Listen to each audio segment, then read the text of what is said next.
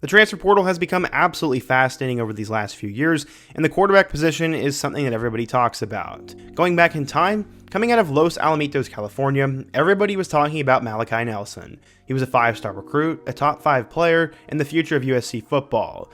Now as we flash forward all the way to 2023, his backup in high school actually is on a better trajectory than him. While Malachi Nelson left USC after 1 year for Boise State, Aiden Chiles, his former backup, went from Oregon State to Michigan State and was a top 100 recruit.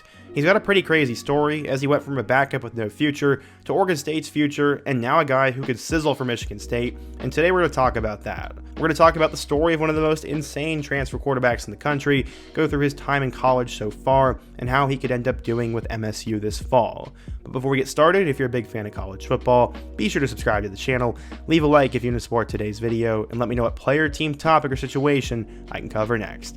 Now let's get started and talk about Aiden Chiles. Okay, so in order to understand how Chiles got to this point, we first need to go back in time. At the age of 2, he could throw a spiral with a Nerf football, and when he jumped off a play structure at the neighborhood park, they saw the way he landed. His friend's mom said, quote, "That boy of yours is going to be an athlete." When Aiden was 11 years old, he attended an NFL honors event, and him and his younger brother ended up running into Drew Brees and struck up a mini friendship. Brees went out of his way to give the young quarterback some advice and even posed for a photograph. Chiles said, quote, "I love Drew Brees, and the Saints became my favorite team because of that." It wasn't always this way, though.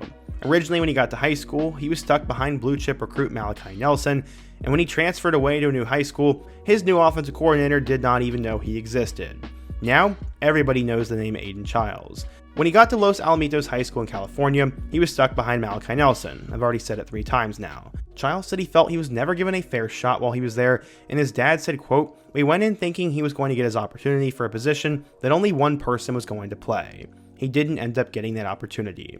At the exact same time, Chiles saw an insane growth spurt, and this led him to seriously considering a transfer. Downey High School down the street noticed his growth spurt and persuaded Chiles to give a look to them. Eventually, he transferred there before his junior season, and this was a very underrated get. He was now a confident, tall quarterback who wanted to be in the same conversation as blue-chip recruits such as Malachi Nelson and Nico Iamaleava from California. To begin his junior year, Chiles would throw for 1,200 yards on just 96 attempts and threw and ran for touchdowns. Then, in the 6th game of the season, his throwing hand was completely crushed, and his offensive coordinator said, quote, "My heart just broke." His body crumpled to the turf, and he landed on his arm, and his bone completely snapped. It was now back to where he started. He was back to the shadows of the sidelines, and after just 6 brilliant games, weeks of clowning and working for that starting job were now being whisked away. His OC said, quote, "By the time he got hurt, he was playing some of the best ball in California, to be honest with you." Chiles did keep a happy face in that game though last year, but the first week after his broken wrist, he was in pain.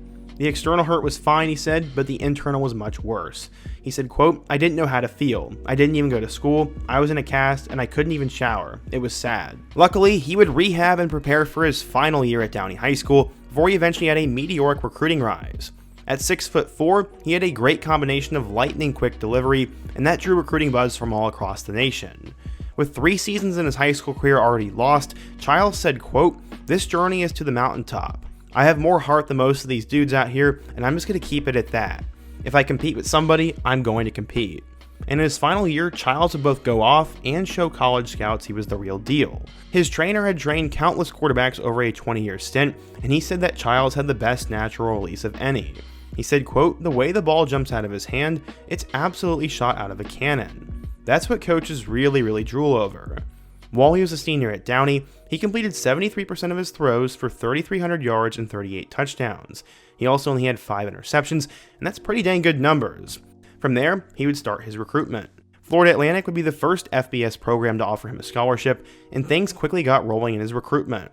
However, the first program from a Power 5 conference to offer him was Oregon State. Despite the injury, Jonathan Smith and their offensive coordinator Brian Lindgren saw something special in the young signal caller.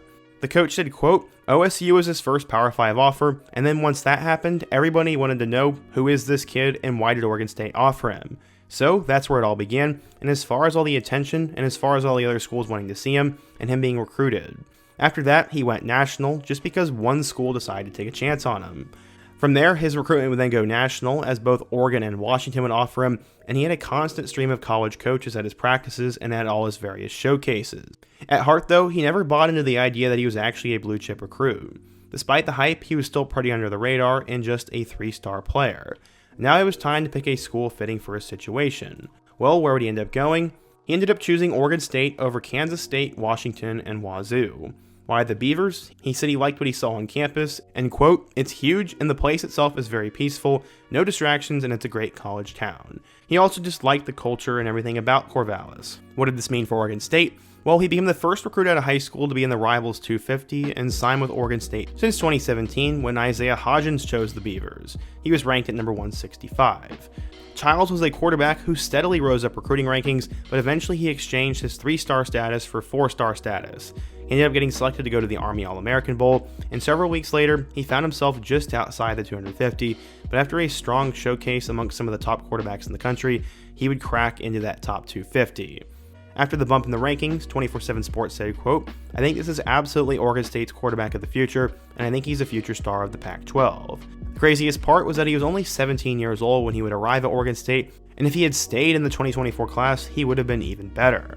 One scout said, quote, "If he were in the 2024 class, in terms of quarterback arms, how many guys would be ranked ahead of him? Maybe just 1 or 2.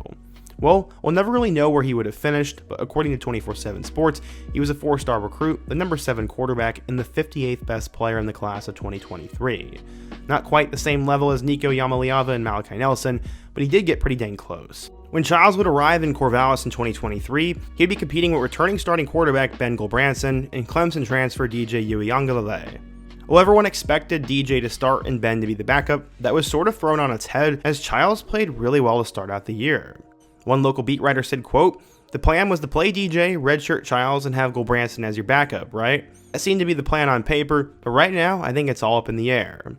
Many would have assumed that the 17-year-old Chiles would just redshirt, but there was a real chance that he could compete right away, despite seemingly every odds stacked against him. After the spring game, the same local beat writer said, quote, "I left thinking, hey, who's the most talented player? That's easy, it's Aiden Chiles." So, the entire quarterback question centered around Chiles, but everyone knew that DJ was going to start and that he would get to be the backup. Chiles would still need to put on a little bit of weight and learn the offense, and he was also very young.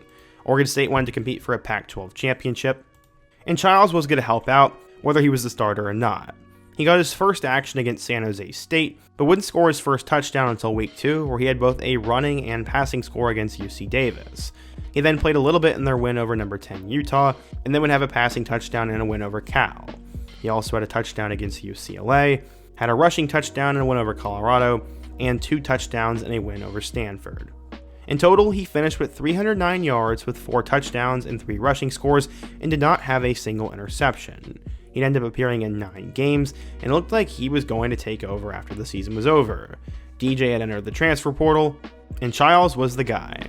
But then, everything went nuts. Jonathan Smith decided to take the head coaching job at Michigan State, Oregon State got relegated to the Group of 5, and Chiles would have a decision to make. After entering the portal, he decided to join both Jonathan Smith and the staff in East Lansing. His commitment came 10 days after he entered the portal on December 3rd, and just 1 year in the city of Corvallis. As I said, he was the primary backup last season, and now he will look to take over right away. And he's already very familiar with the style that Smith and Lindgren run, and there isn't that much competition at Michigan State, as Sam Leavitt transferred to Arizona State, Catton Hauser transferred to East Carolina, and Noah Kim transferred to Coastal Carolina. Chiles will come in right away and probably be the guy. Expectations are extremely high, but Chiles is still young. Michigan State, like many fan bases, always likes to hype up players as the next big thing on social media, and this creates expectations that are hard to meet. Chiles has a ton of talent, and on paper should be ready to go, but the quarterback position is very hard. The Big Ten is going to be ruthless this year, and it's a lot for an 18-year-old kid to have on his shoulders. I think he has the potential to be a special player, but I think we should hold off on calling him a Heisman winner right now. I think Michigan State's going to have its growing pains, but Chiles will be the guy to right in the ship. I think he'll have a solid average season in 2024, and then I think he's going to blow up into a monster in 2025. If he shows enough promise this upcoming season, then I think they'll be able to get more players out of the portal and recruiting might go up, because many believe that Chiles is a future NFL quarterback. They think he has the potential and the prototype to play on Sundays, and a lot of receivers and recruits are going to want to play with a player like that. He's also very humble, a hard worker, and will have an opportunity to be the guy on the team. We'll have to wait and see, but I'm extremely excited for Chiles. He had a pretty crazy story coming out of high school, and who would have thought he'd be in a better spot than Malachi Nelson? You just never really know with college football, but I hope you guys enjoyed today's video. If you're a Michigan State or an Oregon State fan, what do you think of Aiden Chiles? Who's a transfer quarterback I can cover in my next video? And before you go, don't forget to also leave a like, subscribe if you're new, and check out all my other videos on the end screen.